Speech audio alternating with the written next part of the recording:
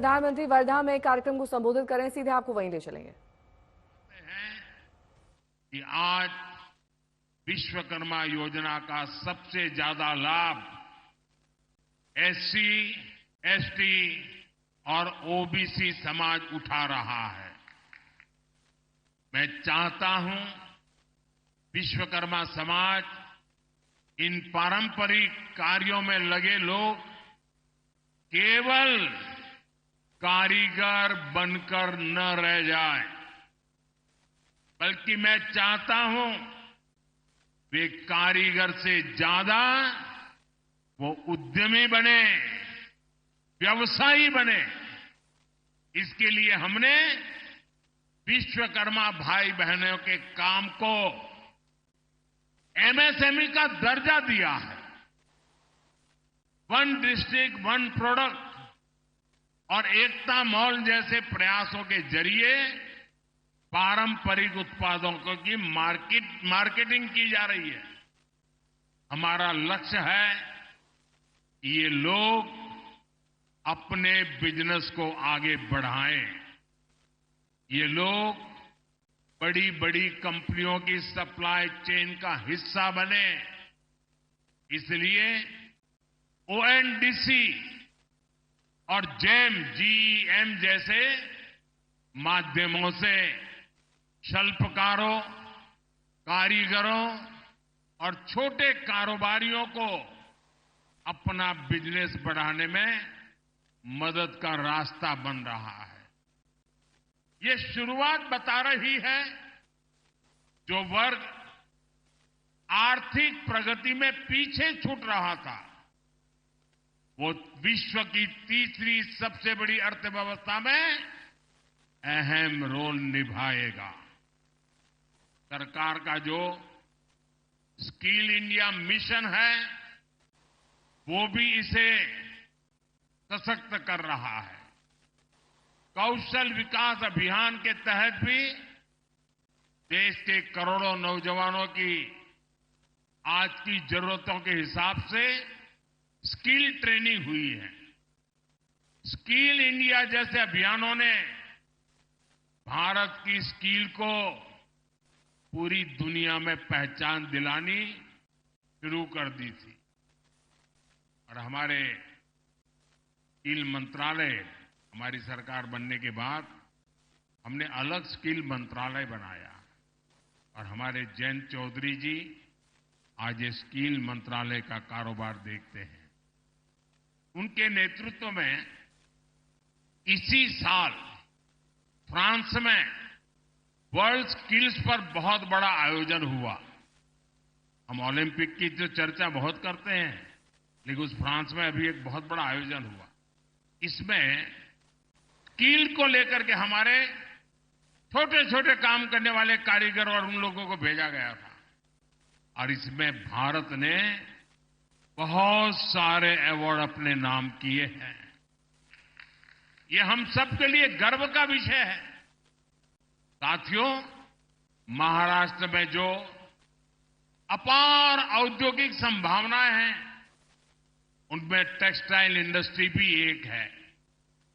विदर्भ का ये इलाका ये हाई क्वालिटी कपास के उत्पादन का इतना बड़ा केंद्र रहा है, लेकिन दशकों तक कांग्रेस और बाद में महाअगाड़ी सरकार ने क्या किया, उन्होंने कपास को महाराष्ट्र के किसानों की ताकत बनाने की जगह उन किसानों को बदहाली में धकेल दिया। ये लोग केवल किसानों के नाम पर राजनीति और भ्रष्टाचार करते रहे। समस्या का समाधान देने के लिए काम तब तेजी से आगे बढ़ा जब 2014 में देवेंद्र फडणवीस जी की सरकार बनी थी। तब अमरावती के नांदगांव खंडेश्वर में टेक्सटाइल पार्क का निर्माण हुआ था। आप याद करिए, तब उस जगह के क्या हाल थे। कोई उद्योग वहां आने को तैयार नहीं होता था। लेकिन अब वही इलाका महाराष्ट्र के लिए बड़ा औद्योगिक केंद्र बनता जा रहा है। साथियों, आज पीएम मित्र पार्क पर जिस तेजी से काम हो रहा है, उससे डबल इंजन सरकार की इच्छा शक्ति का पता चलता है। हम देश भर में ऐसे ही 7 पीएम मित्र पार्क स्थापित कर रहे हैं। हमारा विजन है farm to fibre, fibre to fabric, fabric to fashion, fashion to foreign. यानी विदर्भ के कपास से यहीं हाई क्वालिटी फैब्रिक बनेगा और यहीं पर फैब्रिक से फैशन के मुताबिक कपड़े तैयार किए जाएंगे। ये फैशन विदेशों तक एक्सपोर्ट होगा। इससे किसानों को खेती में होने वाला नुकसान बंद होगा। उन्हें उनकी फसल की अच्छी कीमत मिलेगी, उसमें वैल्यू एडिशन होगा। अकेले पीएम मित्र पार्क से ही यहां 8 से 10 हजार करोड़ रुपए के निवेश की संभावना है। इससे विदर्भ और महाराष्ट्र में युवाओं के लिए रोजगार के 1 लाख से ज्यादा नए अवसर बनेंगे। यहां दूसरे उद्योगों को भी बढ़ावा मिलेगा। नई सप्लाई चेन्स बनेगी, देश का निर्यात बढ़ेगा, आमदनी बढ़ेगी। और भाई और बहनों, इस औद्योगिक प्रगति के लिए जो आधुनिक इंफ्रास्ट्रक्चर और कनेक्टिविटी चाहिए, महाराष्ट्र उसके लिए भी तैयार हो रहा है। नए हाईवेज, एक्सप्रेसवेज, समृद्धि महामार्ग, वाटर और एयर कनेक्टिविटी का विस्तार, महाराष्ट्र नई औद्योगिक क्रांति के लिए कमर कस चुका है। साथियों, मैं मानता हूं महाराष्ट्र की बहुआयामी प्रगति का अगर कोई पहला नायक है तो वो है यहां का किसान। जब महाराष्ट्र का, विदर्भ का किसान खुशहाल होगा, तभी देश भी खुशहाल होगा। इसलिए हमारी डबल इंजन सरकार मिलकर किसानों की समृद्धि के लिए काम कर रही है। आप देखिए, पीएम किसान सम्मान निधि के रूप में केंद्र सरकार 6,000 रुपये किसानों के लिए भेजती है। महाराष्ट्र सरकार उसमें 6,000 रुपया और मिलाती है। महाराष्ट्र के किसानों को अब 12,000 रुपया सालाना मिल रहा है।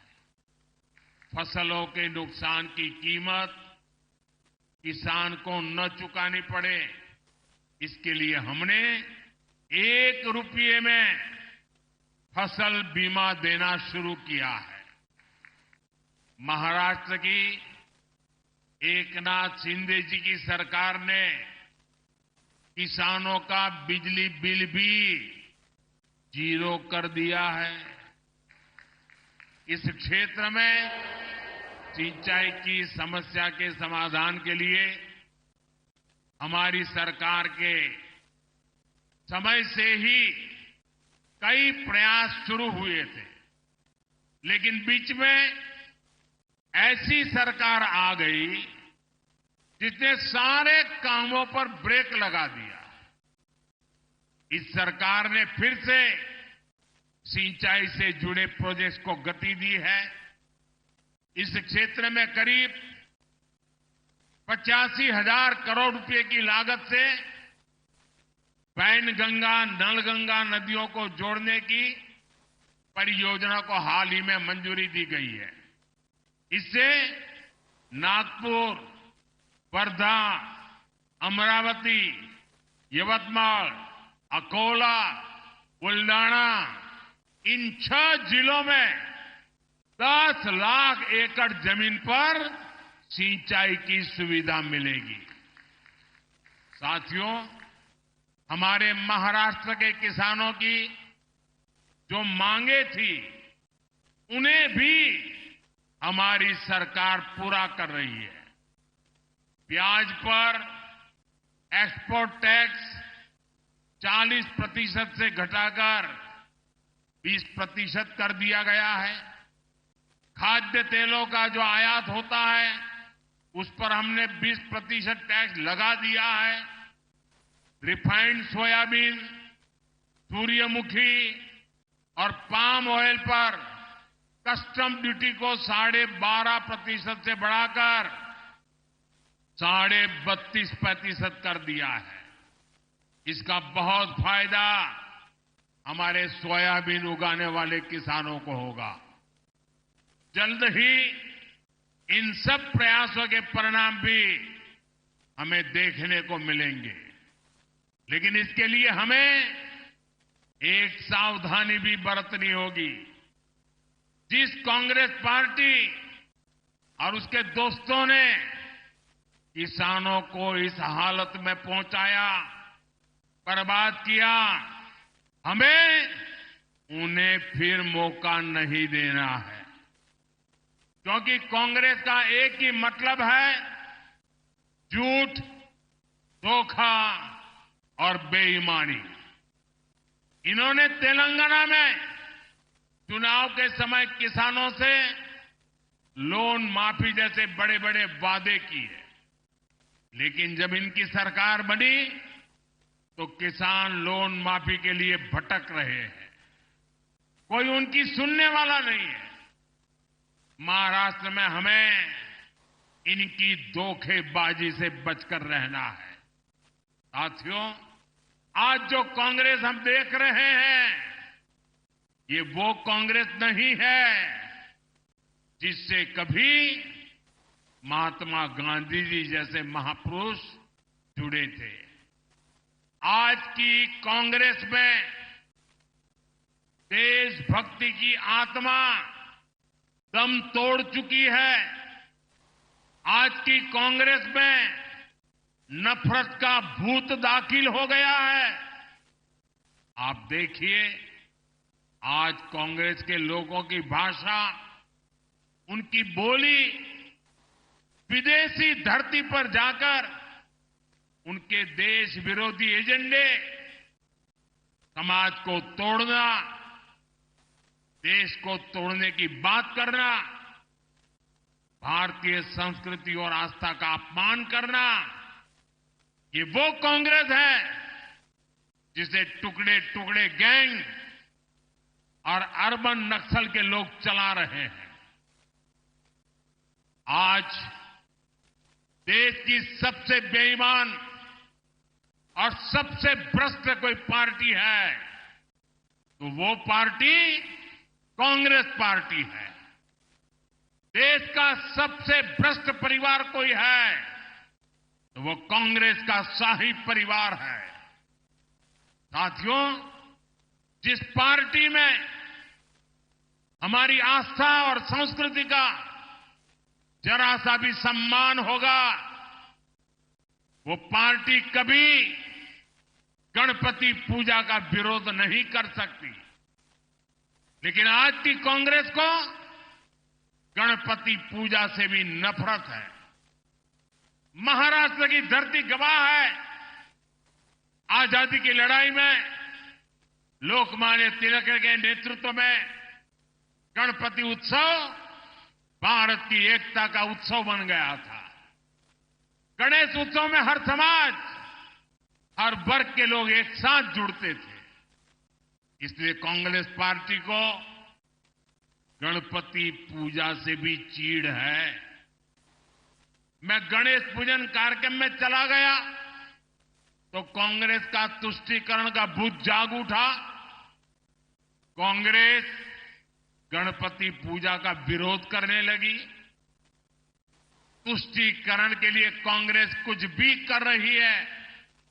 आपने देखा है कर्नाटका में तो कांग्रेस सरकार ने गणपति बप्पा को ही सलाखों के पीछे डाल दिया। गणपति की जिस मूर्ति की लोग पूजा कर रहे थे उसे पुलिस वैन में कैद करवा दिया। महाराष्ट्र गणपतीची आराधना करीत होता आणि कर्नाटकात गणपतीची मूर्ती पुलिस वैन मध्ये होती। साथियों, पूरा देश गणपति के इस अपमान को देखकर आक्रोशित है। मैं हैरान हूं, इस पर कांग्रेस के सहयोगियों के मुंह पर भी ताला लग गया है। उन पर भी कांग्रेस की संगत का ऐसा रंग चढ़ा है कि गणपति के अपमान का भी विरोध करने की उनमें हिम्मत नहीं बची है। भाई और बहनों, हमें एकजुट होकर कांग्रेस के इन पापों का जवाब देना है। हमें परंपरा और प्रगति के साथ खड़ा होना है। हमें सम्मान और विकास के एजेंडे के साथ खड़ा होना है। हम साथ मिलकर महाराष्ट्र की अस्मिता को बचाएंगे। हम सब साथ मिलकर महाराष्ट्र का गौरव और बढ़ाएंगे। हम महाराष्ट्र के सपनों को पूरा करेंगे। इसी भाव के साथ इतनी बड़ी तादाद में आकर के इस महत्वपूर्ण योजनाओं को आपने जो उसकी ताकत को समझा है, इन योजनाओं का विदर्भ के जीवन पर, हिंदुस्तान के सामान्य व्यक्ति के जीवन पर कैसा प्रभाव होना है, ये आपकी विधानसभा के कारण मैं इसे महसूस कर रहा हूं। मैं एक बार फिर सभी विश्वकर्मा साथियों को, विदर्भ के और महाराष्ट्र के सभी मेरे भाई बहनों को बहुत बहुत बधाई देता हूं। मेरे साथ बोलिए भारत माता की। दोनों हाथ ऊपर करके पूरी ताकत से भारत माता की, भारत माता की। बहुत बहुत धन्यवाद।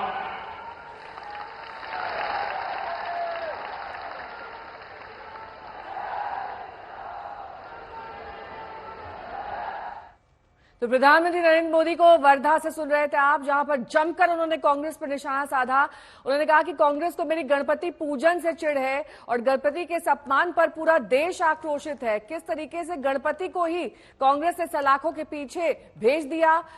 वो गणपति के अपमान का विरोध भी नहीं करते हैं और ऐसे में लगातार गणपति का जिक्र करते हुए प्रधानमंत्री का भाषण उनके पूजन के इर्द गिर्द ही रहा। मेरे गणपति पूजन में जाने से किस तरीके से विपक्ष को तकलीफ हुई, इसका भी जिक्र प्रधानमंत्री ने किया।